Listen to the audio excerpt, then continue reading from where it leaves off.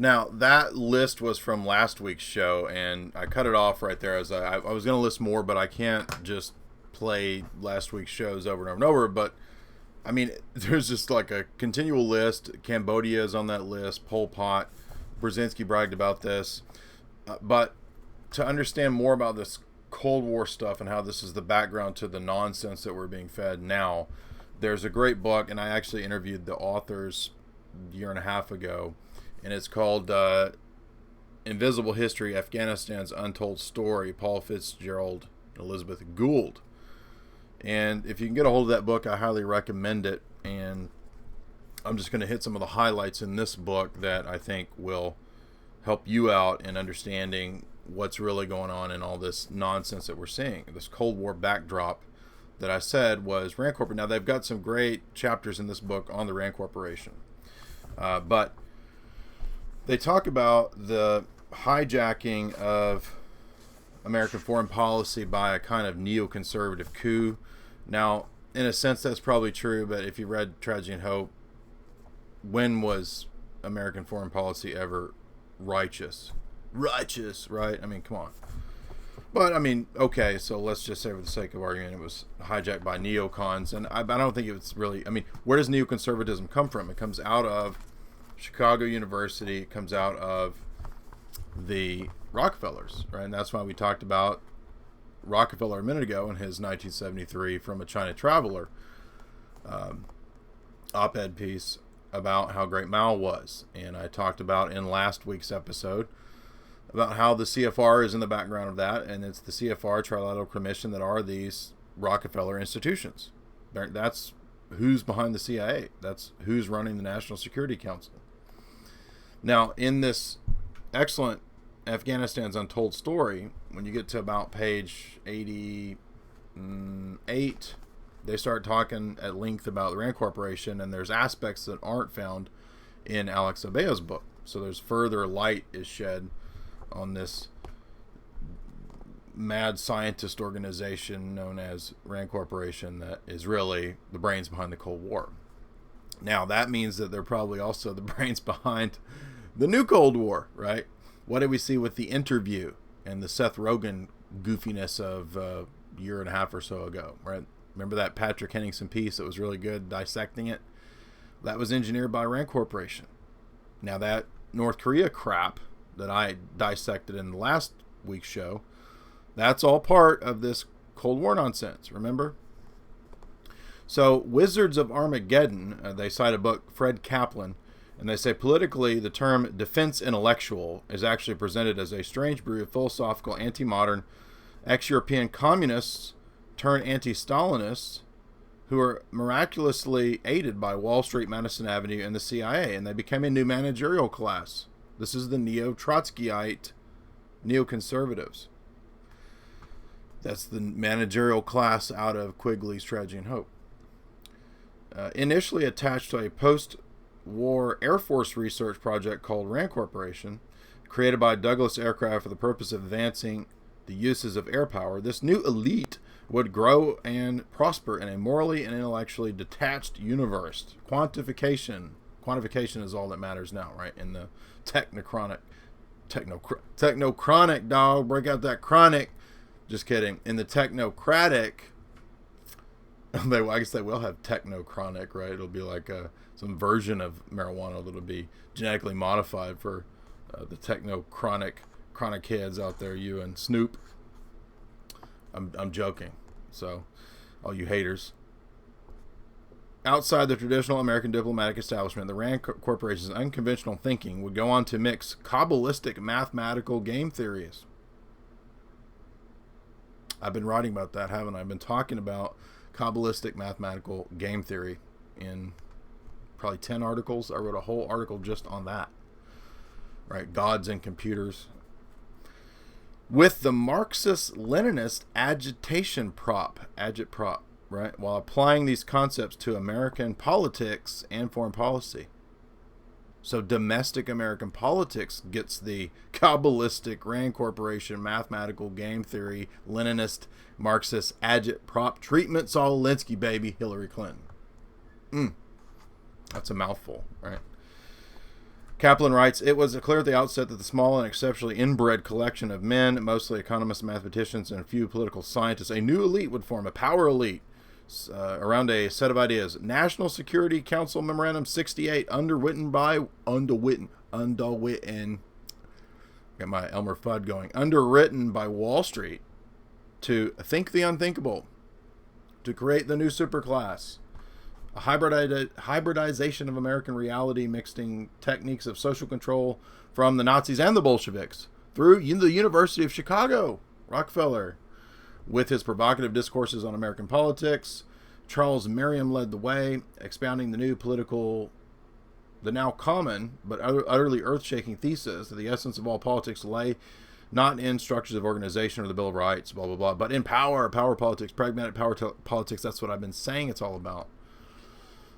Patrick Henningsen and I had numerous interviews on that. The priests of power.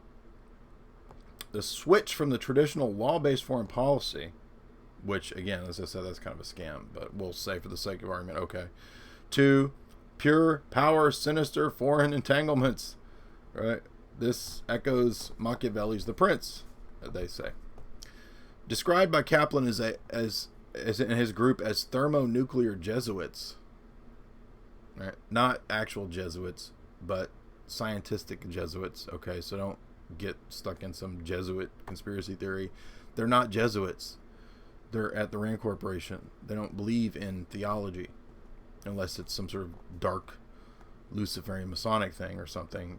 But probably most of them don't believe that. They just believe in materialism. I mean, that's the whole ethos of Rand Corporation is materialism. Atomics, right? Matter, atomism, Democritus. The Merriamites of the Rand Corporation owed as much to Leon Trotsky as they did to Ignatius Loyola, marrying Trotsky's vision of the Fourth International to its anti-Stalinism to Paul Nitz's anti-Russian crusade. Why is it Russia that's the villain here? The anti-Russian crusade. Now, this is what we're still hearing. The neocons. That's why the neocons are so mad about Trump. Whatever Trump's, whether he's real or not, it's all theater, whatever. Trump is saying foreign policy things that the neocons don't want. This is all their neocon plan right here. So they can't have that go elsewise, right? Transformed by the former Trotskyist turned OSS CIA operative James Burnham. What? Yes. How I've been telling you about this. Frankfurt School guys, right? Trotskyist neoconservatives in with the CIA. I've been telling you this. Bob Baer is talking about all this gobbledygook. Now, I need to show you, too, what Bob Baer admits, by the way, what he does. To set forth an agenda of a permanent Cold War. So you're living through a stage-managed thing that the Rand Corporation people talk about. It's in this book cited. A permanent Cold War. Right? I mean, it's just amazing what's in this. Michael Lind writes of The Nation, the idea that the United States and similar societies are dominated by a decadent post-bourgeoisie new class was developed by thinkers in the Trotskyist tradition like James Burnham, Max Shachtman, who also influenced an older generation of new conservatives, the concept of, therefore, global democratic revolution. Soros, color revolution. Gene Sharp, the technology of democratic revolutions. Here it is. Housed at the think tanks like RAND, the organizations such as Americans for Democratic Action, Committee for Present Danger, what is that, like Tom Clancy or something? The CIA-sponsored Congress of Cultural Freedom. All of these ex-Trotskyites like Albert Wolstetter, Burnham, Irving Kristol, supplanted Henry Wallace, the FDR communist vice president, as the new seneschals of America's emerging national security and foreign policy intelligentsia. Yeah, right. Pre-molding and remolding and shaping it to rational terminologies of an apocalyptic new science. What did Alex Abeyah say? It's all based on science fiction. This is why Hollywood is so important to this. They infused it also with the irrationality of old European grudges. The stage was therefore set for profound changes in America's peacetime status, with the U.S. government embracing a permanent state of war. The focus on Eurasia. That's what Brzezinski says in Grand Chessboard. Together with the CIA's brutish mandate and its obsessive focus on Eurasia as a world island, Afghanistan, therefore, finds its place once again in the path of the imperial destiny of the West. The Atlantis.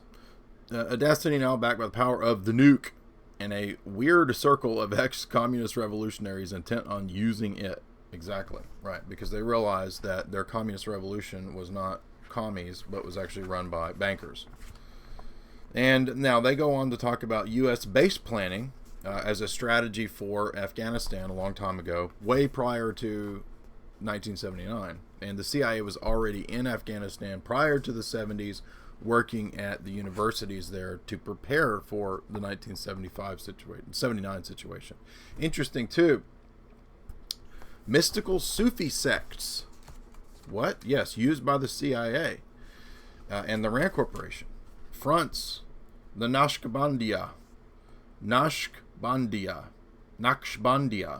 a Freemason-style fraternity closely tied to the elite of Turkey, which had long-standing connections in Central Asia. The Naqshbandiya adepts have been a long tradition of holy war against Russia. Why do we keep saying this same pattern, right?